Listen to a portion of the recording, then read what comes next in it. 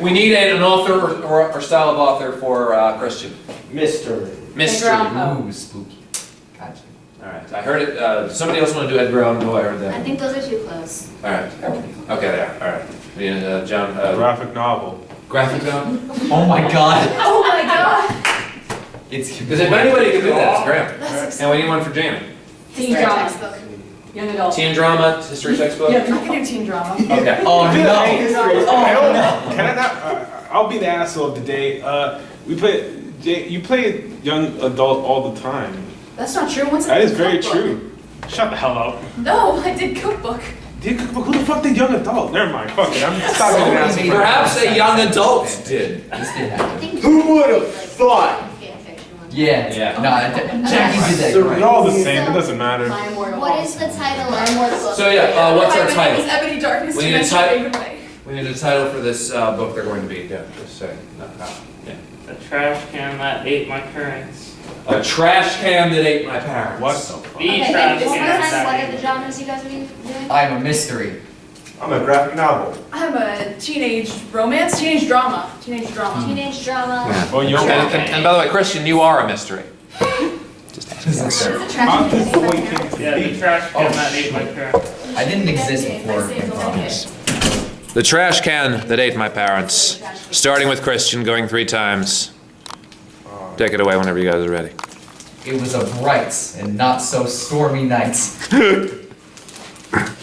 Jameson walked out into the wild, not knowing what to expect, only to see the trash in his hand and the garbage in front of him. The pail seemed different this night. It was shaking and rustling. He thought there was a raccoon in there, or a SUNY Purchase student. But this was something more. It was rattling more than anything else. In fact, it started to get to the point, to the intensity, where Jameson was scared for his life. And then, Jameson went to go pick up the trash can bin. He opened it. He exclaimed in horror, This is exactly what I feared it was. It is the great trash can destroyer, as seen in issue 348.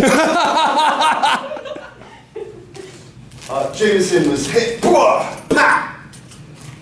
He reared back and punched it again. Pa! He tried to get his footing. Cut to. So his parents running towards, trying to get to Jameson. Jameson was locked in the battle of his life. Ha! Ha!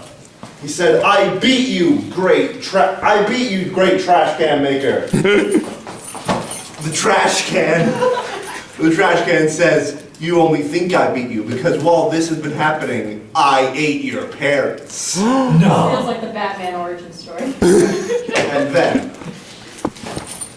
And then, Jameson's teenage crush, Melanie Periwinkle, turned up.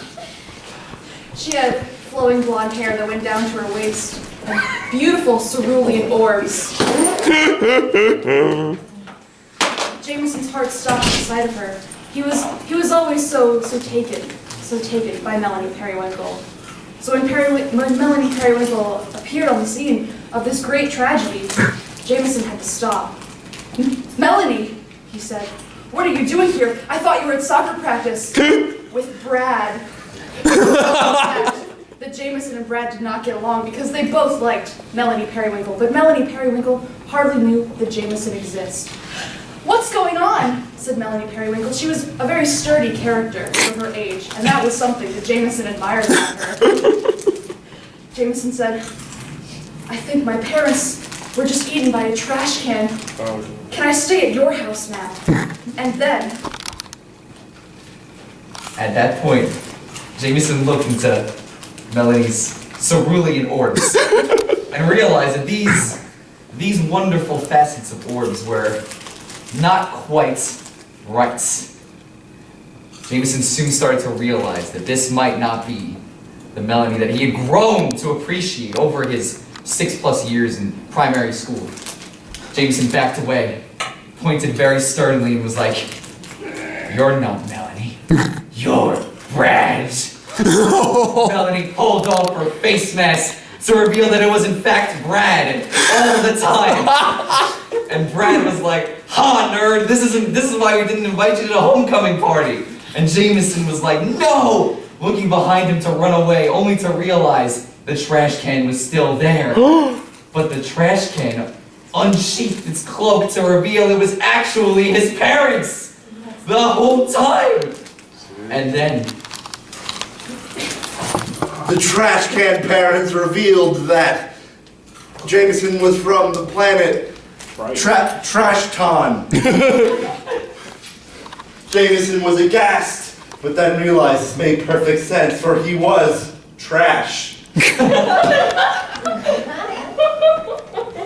His trash can parents were like, "Join us in our plot to take over the world.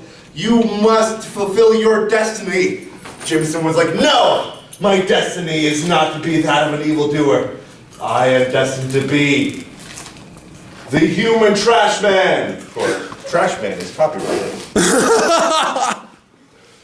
And Jameson swore from that day forward to fight for justice against all trash people. And then He decided to go to his favorite teen hangout spot. It was an ice cream place, and all the cool kids gathered there.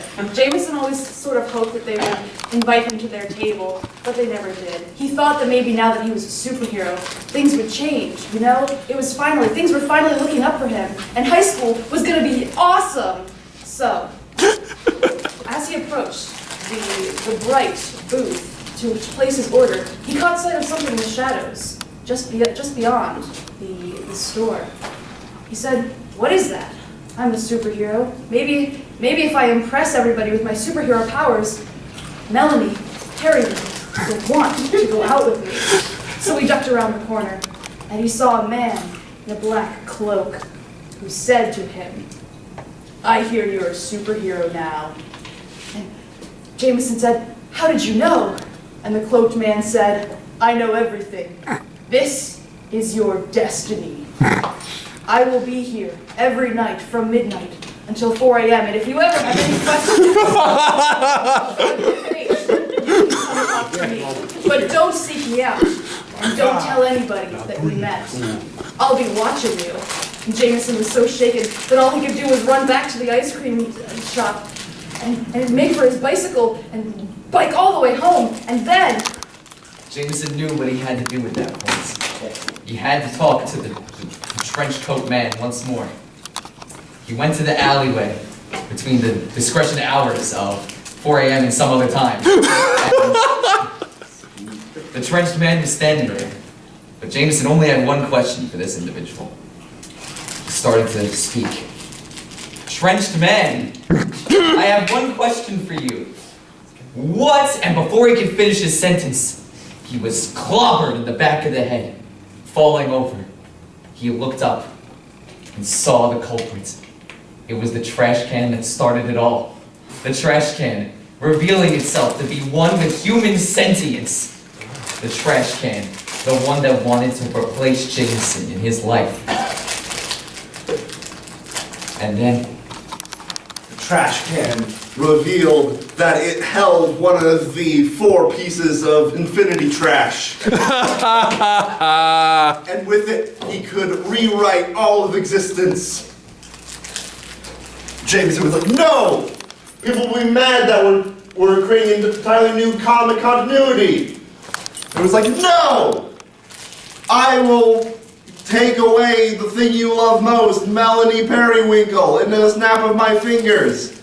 He snapped his fingers, and Jameson felt himself change. He felt history rewrite himself. He felt new comics being released to shelves that were dying before.